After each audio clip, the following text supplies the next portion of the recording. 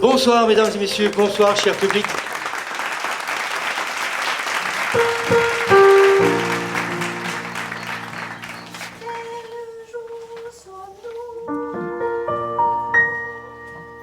Pour moi, le théâtre doit être philosophique.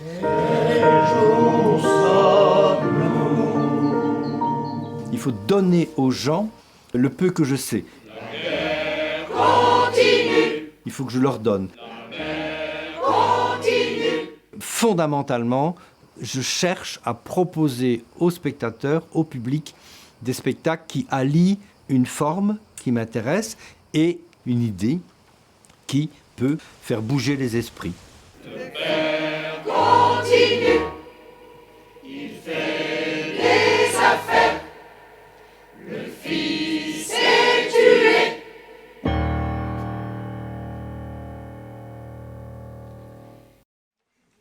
Comment vous portez-vous, mon général? En triomphe, comme d'habitude. À la bonne de la mort, il ne déclare même plus la guerre. Il a pas son front. Tout est perdu. Fort l'horreur. Trop robot pour être vrai. Fabriquer armes, présenter armes, représenter armes, exporter armes, Vendez armes. Marguerite, Marguerite, c'est mon Faust, Goethe, c'est mon très grand Faust. Francis Besson et moi, on travaille ensemble depuis 43 ans, c'est pour te dire. Anne-Marie depuis presque 40 ans. Frédéric depuis une quinzaine d'années. Nathalie depuis 25-30 ans. Perrault, raison. À bossuer. En connaissant leurs qualités, bien sûr, et en connaissant aussi et surtout le vrai plaisir qu'ils ont à venir jouer ici. En ce temps-là, la vie était plus belle et le soleil plus brûlant qu'aujourd'hui.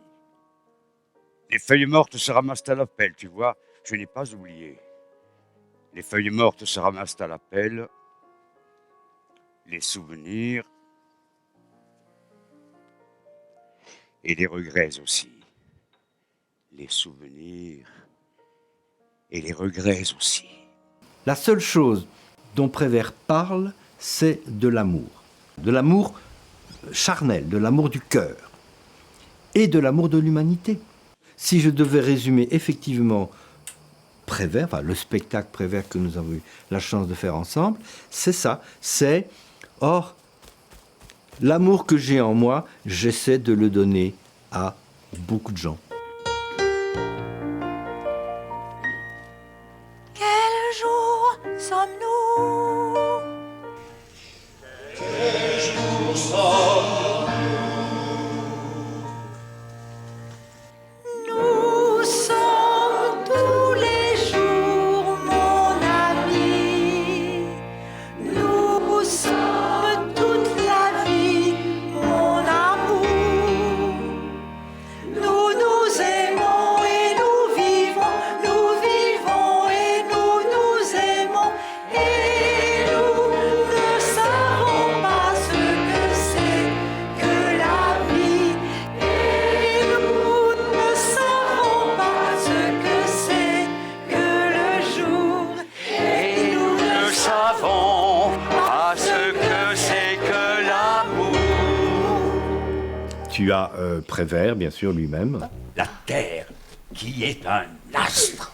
et tu as son épouse, Janine, Et les enfants?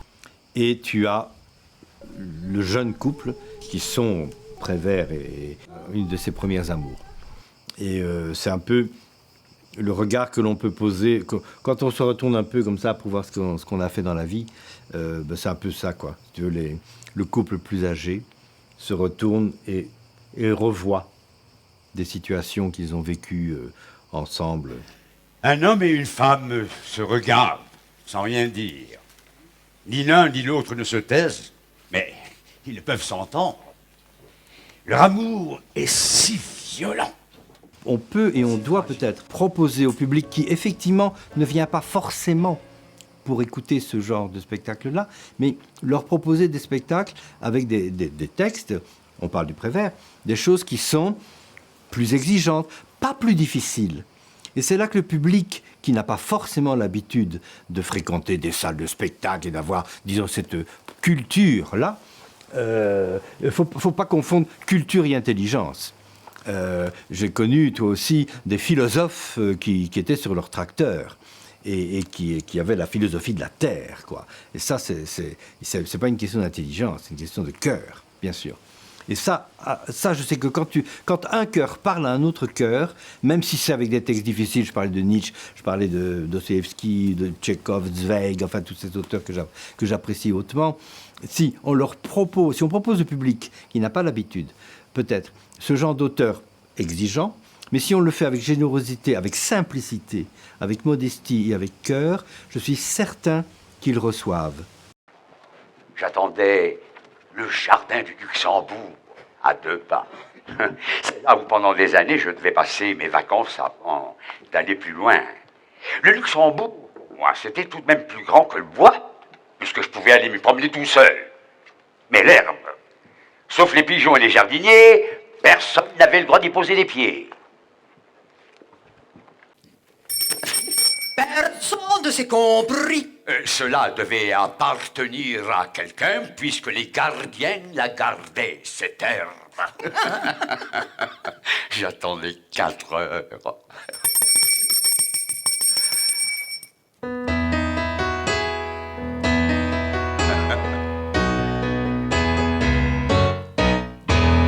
En sortant de l'école, nous avons rencontré un grand chemin de fer qui nous a emmenés tout autour de la terre dans un wagon doré. Tout autour de la terre, nous avons rencontré la mer qui se promenait avec tous ses coquillages, ses îles parfumées, puis ses beaux naufrages et ses saumons fumés. Au-dessus de la mer, nous avons rencontré la lune et les étoiles sur un bateau à voile, partant pour le Japon. Et les 3 mousquetaires des 5 rois de la mer. Tournant la manivelle, un petit sous-marin, plongeant au fond des mers pour chercher des oursins. Le rôle de la chorale, c'est un peu l'épine dorsale du spectacle. Et voilà, il y a 50 personnes là, qui ont 12-13 chansons à défendre, je crois, et qui sont un peu le côté narrateur de l'histoire du spectacle. Donc la chorale a comme fonction d'être le pilier du spectacle. Voilà, il y a 50 personnes qui nous chantent des chansons. Devant, il y en a 4 qui jouent la comédie, qui chantent aussi, bien sûr. Et bon, le challenge, le défi, c'est de tout mettre ensemble et que ça soit cohérent. Qu'il n'y ait pas la chorale qui chante, les comédiens qui parlent, le pianiste qui joue. Il faut que ce soit un tout. Et ça, il me semble, encore une fois en toute modestie, j'ai quand même le sentiment qu'on est arrivé à ce que tout fonctionne en même temps. Alors, On est revenu à pied, tout autour de la terre, à pied, tout autour de la mer, tout autour du soleil, de la lune et des étoiles. À pied, à cheval, en voiture et en bateau à voile. Brigitte a fait les arrangements pour la chorale, puisque bien sûr les chansons de Cosma ne sont pas écrites pour une chorale. Donc Brigitte, qui a une grande connaissance musicale, a écrit les partitions pour les différents pupitres. Ça, elle a fait un travail remarquable par rapport à ça, que je suis incapable de faire. J'ai toujours dit que le théâtre était un acte fédérateur. C'est une arme de construction massive, parce que les gens se mettent ensemble pour construire quelque chose, un spectacle en l'occurrence, Et ce quelque chose-là, on le donne à d'autres personnes. 2 et 2, 4, 4 et 4, 8. 8 et 8 font 16, répétez, dit le maître. 2 et 2, 4, 4 et 4, 8, et 8 et 8 font 16.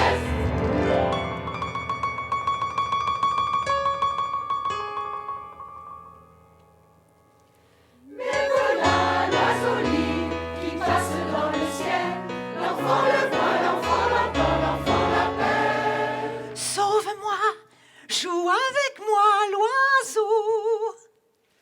Alors l'oiseau descend et joue avec l'enfant. 2 et 2, 4. Répétez, dit le maître. Et l'enfant joue, l'oiseau joue avec lui. 4 et 4, 8. 8 et 8 font 16, et 16 et 16, qu'est-ce qu'ils font? Ils ne font rien, 16 et 16 et surtout pas 32 de toute façon. Ils s'en vont. Et l'enfant a caché l'oiseau dans son pupitre. Et tous les enfants entendent sa chanson. Et tous les enfants entendent la musique. Et 8 et 8 alors tous s'en vont. Et 4 et 4 et 2 et 2 à leur tour fichent le camp. Et à ne font ni une ni deux, alors s'en vont également. Et l'oiseau y joue. Et l'enfant chante.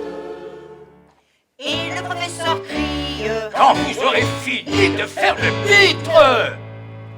Mais tous les enfants écoutent la musique. Et les murs de la classe s'écroulent tranquillement. Et les vitres redeviennent sable. L'encre redevient eau. Les pupitres redeviennent arbres. La craie redevient falaise. Le porte-plume redevient oiseau.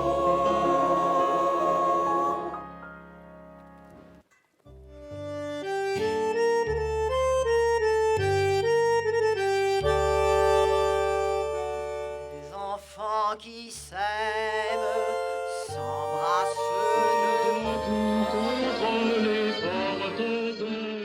Prévert a écrit de la poésie, donc on l'a dit de la poésie. Ces poésies ont été mises en musique, donc on a fait des chansons. Et Prévert a écrit d'incroyables scénarios de films. Donc, notamment les extraits que j'ai choisis, qui sont des scènes mythiques que tout le monde connaît, en noir et blanc, ce bon vieux noir et blanc extraordinaire. Excitant, la rage des passants. Qu'est-ce que tu fais? Tu travailles? Oui, un sale boulot. Tu veux un croissant? Les enfants qui s'aiment ne sont là pour faire ça. Mais le travail que j'adore, c'est dans ces centaines de pages, en ayant envie, par exemple, de parler, de la guerre, évidemment, puisqu'il en parle. Donc, j'ai pris 3 lignes là, une demi-chanson là, un poème là-bas, un extrait de film, et j'ai commencé à construire le spectacle. De leur premier amour. Je me sers des auteurs qui, eux, ont écrit des choses magnifiques. Je les prends, je les mixe, je mets dans un mixeur, je fais comme ça, je secoue un bon coup, puis hop, j'ai le cocktail. Et le cocktail, je le donne aux gens. T'as pas faim? Non, j'ai envie de rien. Je suis bien. C'est vrai? T'es bien avec moi? Ah, vous ne pouvez pas savoir comme je suis bien quand je suis avec vous. Je respire, je suis vivante. Ça doit être comme ça quand on est heureux. Tout ce que tu dis, ça tient pas en l'air. Tu dirais ça à un autre que moi, je trouverais ça idiot. Ouais. Tu me le dises comme ça à moi, c'est marrant, ça me fait plaisir. T'as de beaux yeux, tu sais. Embrassez-moi.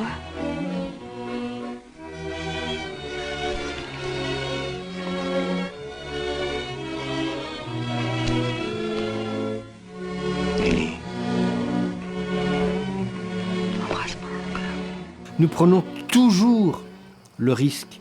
Dès le moment où on monte sur un plateau devant des gens qui ont payé leur place pour voir notre travail, on prend des risques.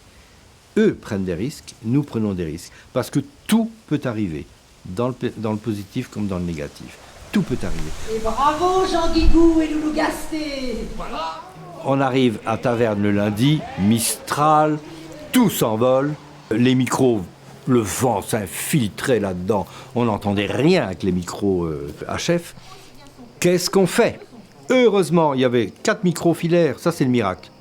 Marc en avait 2 dans sa voiture, moi j'en avais un et David en avait un dans sa bagnole. Et le spectacle se passe. Cet amour qui faisait peur aux autres, qui les faisait parler, qui les faisait blêmir. Cet amour blessé parce que nous le guettions.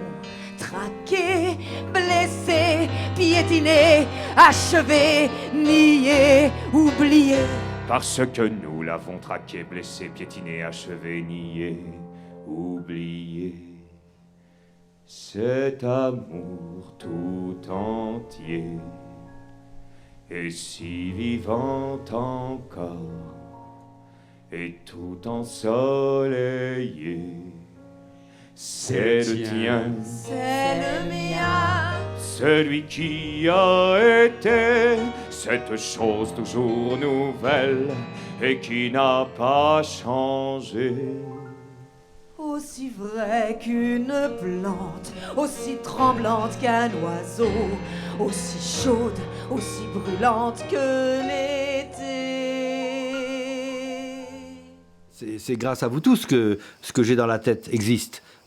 Moi tout seul, oui, ça m'arrive, je fais des spectacles tout seul. Mais quand j'ai une idée, disons, plus ample, plus large dans la tête, comme par exemple des spectacles avec beaucoup de monde, c'est mon idée à moi de départ. Donc je suis toujours très ému et très remerciant auprès de tous, parce que je me dis, bon sang, c'est extraordinaire de voir autant de gens se mettre finalement au service de mon imaginaire ou de mes caprices, c'est bien possible, et en tous les cas de ce que j'ai envie de raconter au monde. Et ça se passe quand même plutôt bien, je trouve, pour l'instant. Donc ça reste, c'est que du bonheur, je trouve. La guerre serait un bienfait des dieux si elle ne tuait que les professionnels. Rappelle-toi, Barbara.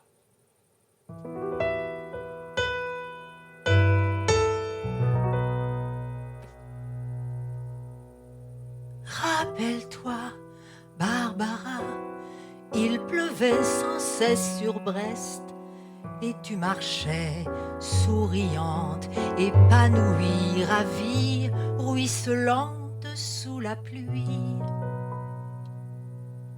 Rappelle-toi, Barbara, il pleuvait sans cesse sur Brest et je t'ai croisée rue de Siam.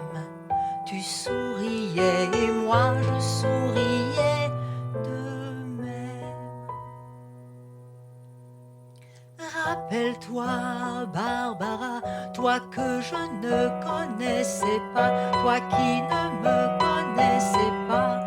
Rappelle-toi, rappelle-toi quand même ce jour-là, n'oublie pas. Un homme sous un porche s'abritait et il a crié ton nom, Barbara. Et tu as couru vers lui sous la pluie, ruisselante, ravie, épanouie. Et tu t'es jeté dans ses bras, rappelle-toi cela, Barbara. Et ne m'en veux pas si je te tutoie. Je dis tu as tout ce que j'aime, même si je ne les ai vus qu'une seule fois. Je dis tu as tous ceux qui s'aiment, même si je ne les connais pas.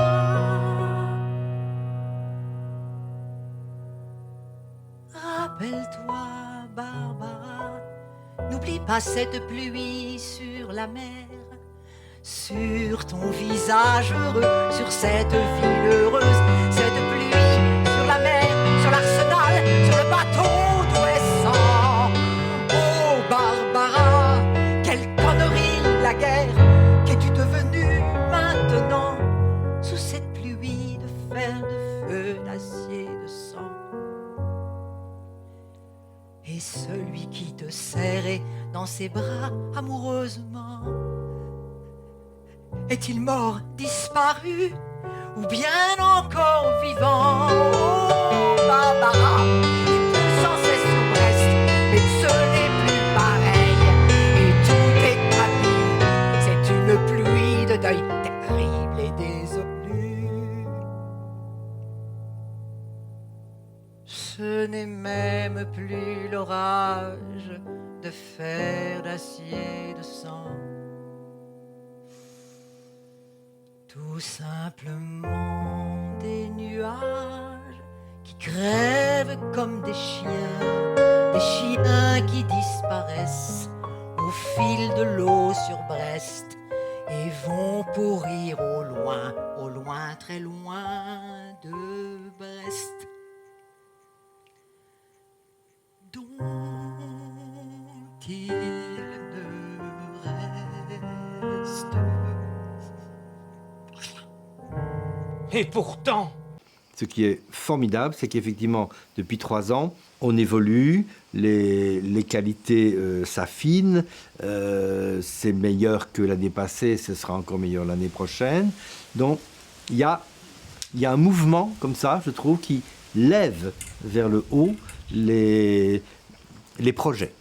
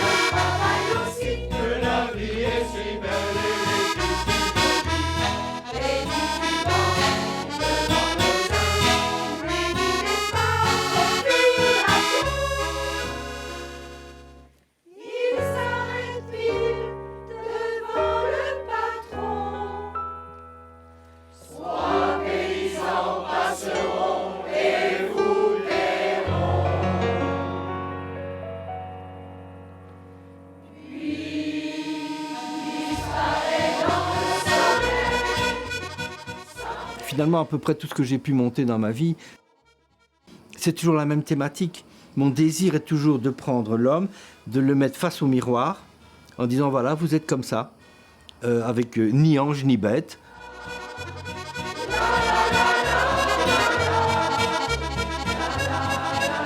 Disparaît dans le soleil, dans vos nuances. Vous pouvez être plus ange que bête, ou plus bête qu'ange.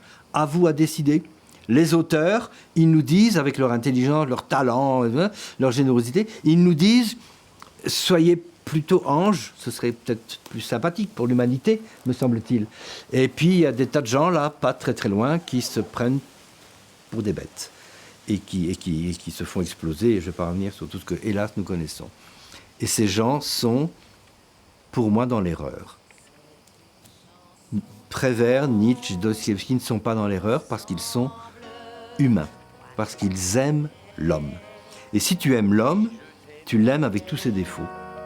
Et nous vivions tous deux ensemble, toi qui m'aimais, moi qui t'aimais. Mais la vie c'est là, ceux qui s'aiment, tout doucement.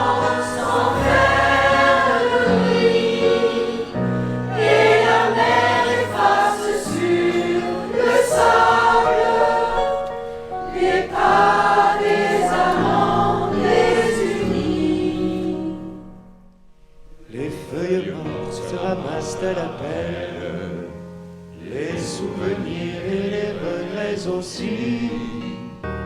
Mais mon amour silencieux et fidèle sourit toujours et remercie la vie.